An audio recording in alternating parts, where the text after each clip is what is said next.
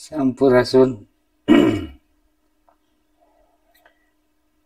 Semoga Anda semua dalam keadaan sehat, selamat, sejahtera, makmur, dan berbahagia selalu. Karena dalam hidup itu tujuan kita telah disepakati bahwa kita harus bisa hidup berbahagia. Oleh karena itu, kajian yang ingin saya bagikan seperti biasa bukan untuk menggurui, sama sekali tidak. Saya hanya ingin mengajak Anda untuk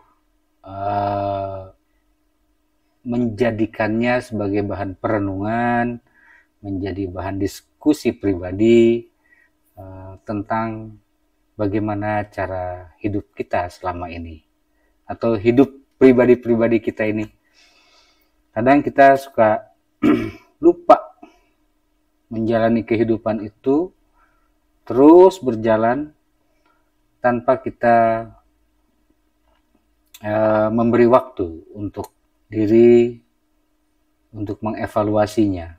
Nah, saya akan mengajak Anda untuk bagaimana cara mengevaluasi diri, agar kita tidak terjebak pada kesalahan-kesalahan atau bilanglah penyesalan ya, yang sudah terjadi di masa lalu. Sehingga kita bisa kembali bergerak. Karena kehidupan itu berjalan, terus berjalan. Ke depan lagi, tidak ada jalan mundur. Sehingga kita perlu sebuah refleksi ya, dalam kehidupan kita. Boleh setiap hari, boleh. Atau mau seminggu sekali boleh, kapanpun boleh. Oleh sebab itu, hari ini saya ingin berbagi mengenai bagaimana cara mengevaluasi diri kita, agar kita bisa bangkit dari tanda petik keterpurukan. Kita terjebak dalam sebuah lubang, atau dalam sebuah sumur, atau dalam sebuah penjara yang membuat diri kita susah untuk bergerak maju. Ada pepatah, hidup itu seperti menarik beban. Hidup itu merupakan sebuah perjalanan yang tidak ada jalan mundurnya, terus maju gitu ya. Boleh jadi jalanan yang kita tempuh itu penuh tantangan. Entah itu jalannya rusak, atau merupakan sebuah tanjakan yang berat, dan lain sebagainya. Nah, saat kita menjalani kehidupan ini tentu banyak cerita. Cerita-cerita masa lalu yang tidak enak. Cerita-cerita yang secara prinsip dia tidak pernah hilang. Dia ada di, bilanglah istilah paling umum disebutnya, ada pada file bawah sadar kita. Jadi di bawah sadar kita semua itu menumpuk data-data atau cerita-cerita di masa lalu. Dan kebanyakan cerita yang menumpuk itu isinya cerita yang tidak enak. Cerita yang tidak enak itu paling gampang sekali disimpannya. Dan itu kita anggap sebagai luka. Luka pada jiwa kita.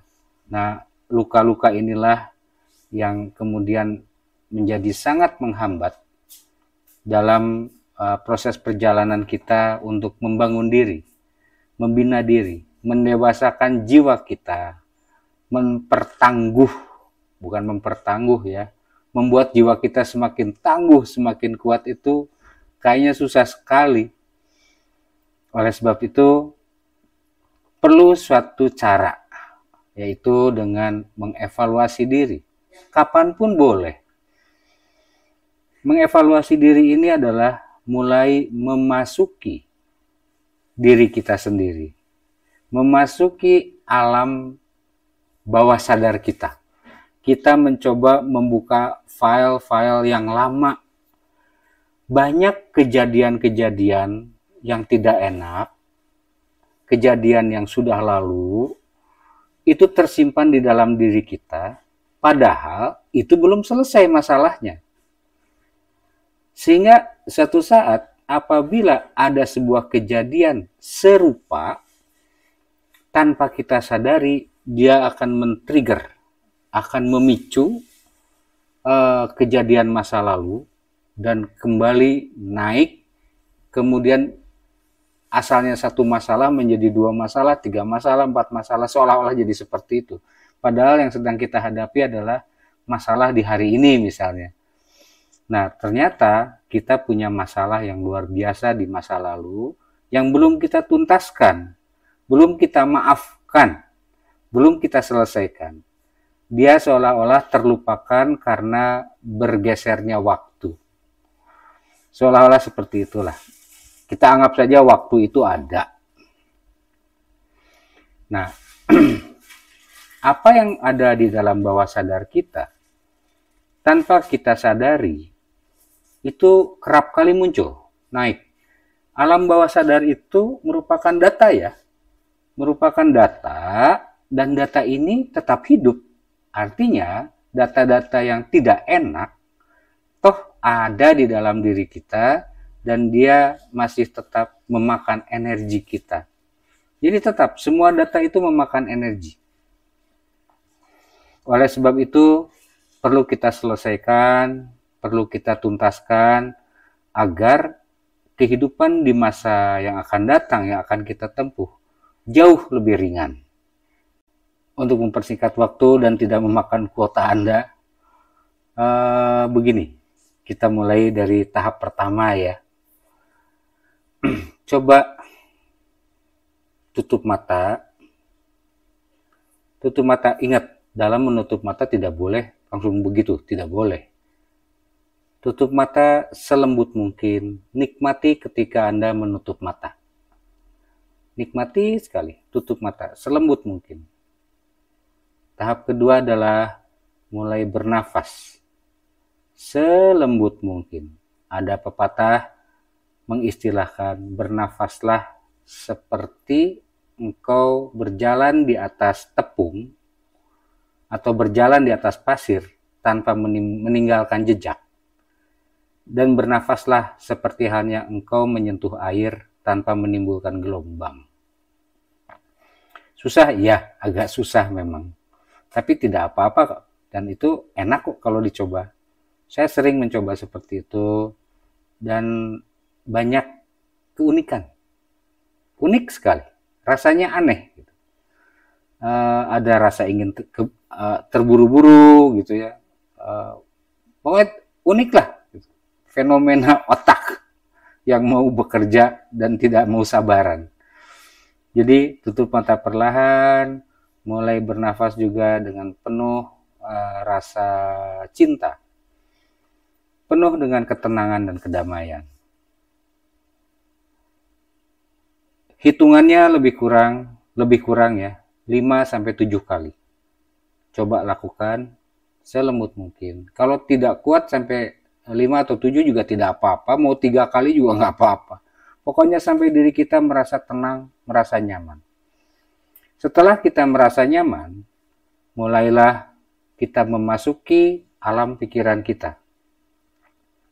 Masuki alam pikiran kita tanpa rasa takut. Ingat, tanpa rasa takut. Tapi bukan menjadi sebuah keberanian ya. Tanpa rasa takut bukan berarti berani. Tapi kita betul-betul tidak ada rasa takut untuk memasukinya.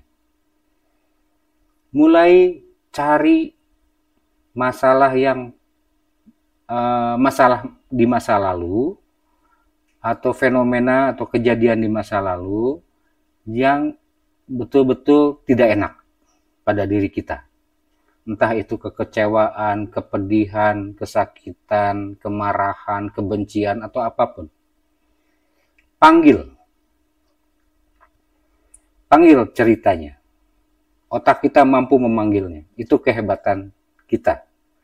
Mampu memanggil data-data di masa lalu.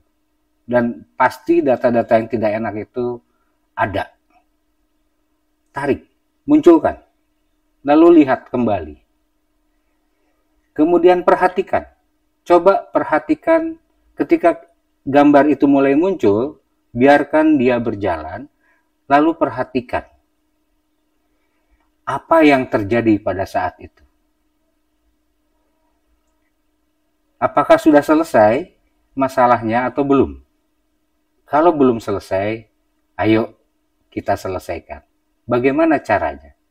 Caranya adalah dengan merubah sedikit saja cara pandang kita, perspektif kita terhadap kejadian itu. Misalnya begini, saya punya ayam 10, 2 ayam mati, 5 ayam dicuri tetangga, sisanya tinggal 3. Saya tahu tetangga saya yang maling ayam itu. Dendam sekali. Dulu pun belum pernah selesai masalahnya. Hanya terjadi keributan-keributan, ya sudah. Tapi itu terekam dalam diri kita bahwa kita dirugikan oleh si A, gitu. Oleh tetangga kita yang mencuri ayam itu. Bukan tetangga kita, tetangga saya. Nah, kemudian mulai kita lihat. Kita perbaiki, kita selesaikan dengan cerita kita sendiri. Artinya kita sendiri yang merubah cerita itu. Jangan dibiarkan mengambang. Jangan dibiarkan tidak tuntas. Sekarang ayo kita tuntaskan. Kalau 2 ayam yang mati ya sudahlah. Mungkin itu nasibnya. Mungkin karena penyakit tertentu. Tapi 5 ayam yang hilang, ayo kita selesaikan, yang membuat kita ribut dengan tetangga, lalu membuat kita dendam, membuat kita kecewa, dan lain sebagainya. Ayo kita lihat, dan mulailah ciptakan sebuah gambaran bagaimana kalau ternyata tetangga itu betul-betul sedang membutuhkan uang. Dia sudah pinjam ke sana kemari dan dia tidak punya, tidak mendapatkan pinjaman uang. Yang ada adalah kandang ayam di sebelah rumah kita. Kandang ayam yang ada di rumah kita. Lalu diambillah 5 ekor ayam. Lalu oleh dia dijual. Setelah dijual, dia gunakan uang tersebut untuk membeli obat. Ciptakan pikiran seperti itu. Setelah dia membeli obat, obatnya kemudian digunakan ternyata untuk anaknya atau istrinya atau ibunya atau keluarganya lah yang sakit. Atau untuk membiayai sekolah dan lain sebagainya. Ciptakan satu kejadian, karena semua kejadian itu ada di dalam benak kita. Dan banyak kejadian yang tidak selesai di dalam benak kita itu. Sehingga menjadi rekaman-rekaman kejadian yang belum tuntas, dan itu tanpa kita sadari menyisakan luka pada diri kita, pada jiwa kita. Nah, sekarang luka ini ayo kita sembuhkan dengan pikiran kita juga. Kan asalnya juga ada di dalam pikiran. Terekam di sini dalam pikiran kita. Sekarang yuk kita selesaikan. Kita sembuhkan luka itu. Siapa tahu luka tersebut masih menyisakan sesuatu. Entah itu luka kecil, luka besar, dan kita belum menyelesaikannya, sehingga dia bilanglah masih seperti bisul gitu, atau seperti jerawat yang belum pecah. Kita selesaikan, kita pecahkan, lalu mulai kita obati. Akhirnya kita merasa nyaman. Oh, ternyata 5 ekor ayam itu, walaupun kejadian nyatanya 5 ekor ayam itu entah kemana, entah diapain, ya kita juga nggak tahu, yang pasti orang tersebut mencuri. Karena kita fokusnya adalah ayam kita dicuri. Contohnya seperti itu ya. Jadi, kejadian yang tidak enak, kejadian yang menyedihkan, dan lain sebagainya, ayo kita selesaikan. Semua rekaman ada dalam kepala kita. Endingnya dari cerita yang nanggung, ya, jadi cerita yang tidak enak tadi, kenapa harus diselesaikan di itu tadi? Yuk, endingnya kita perbaiki, sehingga kita sendiri merasa mulai nyaman, mulai terlepas, terbebas dari beban-beban rasa benci, rasa kecewa, rasa dirugikan, kemarahan yang tertunda, ya, yang kapanpun itu nanti akan muncul lagi, tanpa kita sadari itu akan muncul lagi. Sebelum ceritanya di dalam kepala kita, rekaman cerita di dalam kepala kita itu diselesaikan dengan sebuah cerita yang indah. Jadi ditimpa, lebih kurang cerita itu ditimpa, atau kalau tidak bisa menimpahnya, lanjutkan ceritanya, tapi dengan versi kita sendiri. Kenapa bisa begitu? Ingat bahwa semua rekaman kejadiannya kan sudah lewat. Rekamannya masih ada di dalam diri kita, tapi belum selesai. Nah, tugas kita adalah menyelesaikan cerita itu. Saran saya, selesaikan cerita itu dengan peristiwa yang indah. Peristiwa yang bisa membuat Anda sendiri menjadi merasa bangga. Padahal kita dulunya dirugikan. Anda merasa bangga, Anda merasa bahagia, Anda merasa gembira. Berarti satu kejadian sudah selesai. Besoknya, ambillah. Kalau itu sudah selesai, Anda bisa simpan, bisa tunda waktu, tenang. Karena mudah-mudahan hidup kita cukup lama untuk menggali terus kisah-kisah yang tidak enak di masa lalu itu. Ambil lagi cerita yang lain. Cerita yang pertama tadi udah selesai. Cerita yang lain kita panggil lagi dengan cara yang sama ya, tetap. Tutup mata perlahan, tarik nafas perlahan, buang juga perlahan dengan penuh hormat sampai diri kita merasa damai, merasa tentram. Panggil lagi cerita yang kedua. Lalu lakukan lagi besoknya cerita yang ketiga, keempat. Ternyata ada ratusan cerita yang harus kita selesaikan. Cerita-cerita yang tidak enak. Kalau misalnya Anda dalam satu hari mampu menyelesaikan 3 sampai 5 atau 10 cerita yang tidak enak, itu kan luar biasa. Kita tuh punya, jadi semua rekaman kejadian di dalam ruang kehidupan itu secara prinsip dan pada kenyataannya adalah menjadi sebuah rekaman cerita, rekaman kejadian. Maka apa yang ada di dalam kepala kita itu jangan dibiarkan, apalagi peristiwa yang menyedihkan, pokoknya yang tidak enak lah. Ayo kita selesaikan sama-sama. Semua rasa-rasa yang tidak enak itu kita tuntaskan hanya dengan cara menggeser sedikit saja atau menambahkan cerita sedikit saja. Kalau menambahkan cerita seperti tadi ya, seperti contohnya hilang ayam tadi. Kalau mau menggeserkan, misalnya begini, menggeserkan itu. Suatu hari saya, ini contoh ya, suatu hari saya pinjam sebuah kendaraan. Tujuannya adalah untuk membeli obat ke apotik. Lalu teman saya tidak meminjamkan kendaraan itu kepada saya. Tentu saya akan beranggapan bahwa teman saya itu keterlaluan dan betul-betul membuat saya kecewa. Lalu kekecewaan itu terekamlah pada diri saya dan sampai hari ini saya tidak suka terhadap teman saya itu. Bahkan pertemanannya pun selesai. Coba hari ini mulai pikirkan. Seandainya pada waktu itu teman kita meminjamkan motor kepada kita, ternyata itu mengakibatkan kecelakaan. Bilanglah kita kehilangan anggota tubuh kita, atau kerusakan, atau mengakibatkan sesuatu yang betul-betul tidak enak lah untuk didengar. Misalnya saja kita menabrak seseorang yang sedang berjalan, atau terjadi kecelakaan lah, bilang begitu.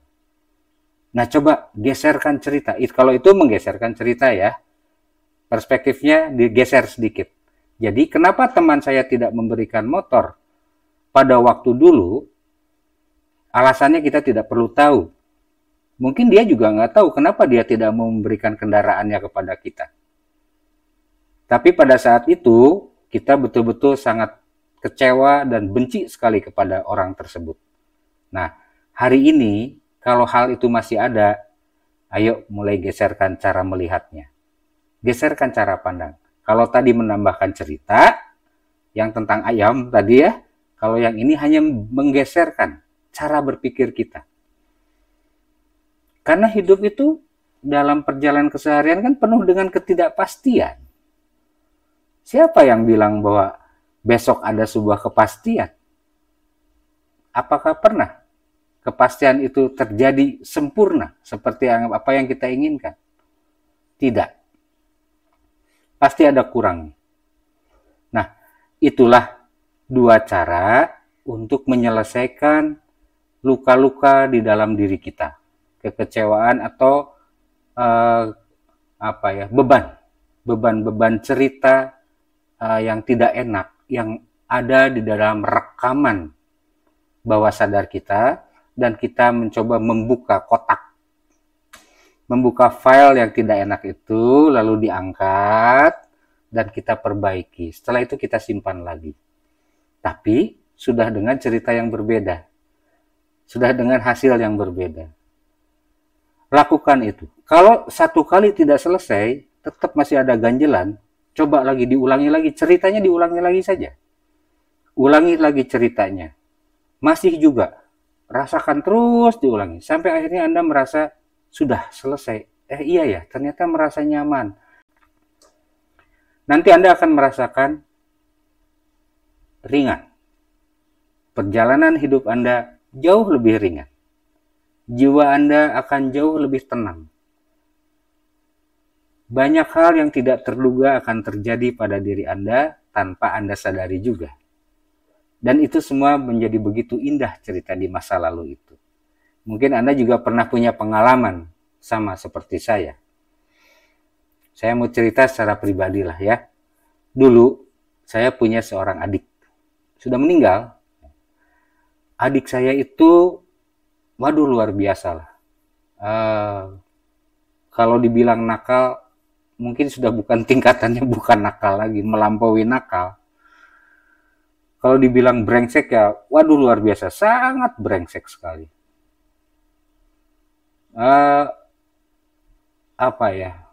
Bilanglah bagi keluarga itu dia menjadi sosok yang tanda petik sangat aib gitu.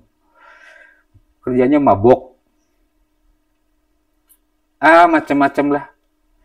Perilaku negatif yang sudah dia lakukan itu, saya juga tidak tahu berapa banyak yang sudah dia lakukan. Termasuk kepada diri saya. Setelah dia sudah tidak ada, setelah dia meninggal, cerita-cerita yang dulu, yang pada waktunya membuat saya marah, membuat saya kecewa, membuat saya sedih, dongkol, luar biasa lah. Dulu, pada saat kejadiannya. Setelah dia meninggal, berapa tahun kemudian, lalu menjadi sebuah cerita. Dan ternyata ketika diceritakan, saya bisa melihat sisi lucunya gitu. Kejadian-kejadian itu menjadi sebuah bahan obrolan, bahan kajian pun obrolan yang menjadi sebuah memicu canda tawa gitu. Menjadi sesuatu yang menyenangkan. Menjadi sesuatu yang membuat kita gembira, apalagi obrolannya sama teman-teman yang lain gitu, menjadi bahan-bahan obrolan ya, karena mereka juga cukup mengenal tentang adik saya ini. Ternyata mereka juga kena kasus yang sama, tapi ketika dia sudah tidak ada, lalu dibicarakan dan diobrolkan kembali, ternyata menjadi obrolan yang unik. Tapi cenderung membuat kita jadi tertawa atas perilaku adik saya tadi itu. Nah itu sedikit cuplikan cerita tentang hubungan saya dan adik saya. Masa lalu ketika kejadian begitu tidak enak, setelah sekarang ini, ya masuk ke masa-masa sekarang, ternyata semua itu menjadi indah, menjadi luar biasa pada waktunya. Nah, demikian juga dengan cara berpikir kita. Jangan sampai terlambat. Mumpung kesadaran kita masih bagus, pikiran kita juga masih bagus, ya masih kuat, ya, daya ingat kita masih cemerlang, terutama karena kesadaran kita masih bagus. Memori kita juga masih belum rusak lah ya, belum pada hilang semua. Ayo kita panggil, ayo kita selesaikan semuanya, sehingga kita akan menjadi orang yang jauh lebih ringan dalam menjalani kehidupan ini, sehingga apa yang kita cita-citakan, apa yang kita inginkan tentang kehidupan kita secara pribadi, itu dapat kita capai dengan energi yang besar, tidak termakan oleh energi-energi yang negatif. Demikian yang bisa saya sampaikan hari ini. Semoga berguna untuk kita semua, agar hidup kita jauh lebih indah, jauh lebih baik, jauh lebih menyenangkan, mencapai masa depan melalui perjalanan kehidupan kita. Karena kita hidup ini diperjalankan. Sehat, selamat, sejahtera, dan bahagia selalu. Saya tutup pertemuan ini. Rahayu, rahayu, rahayu.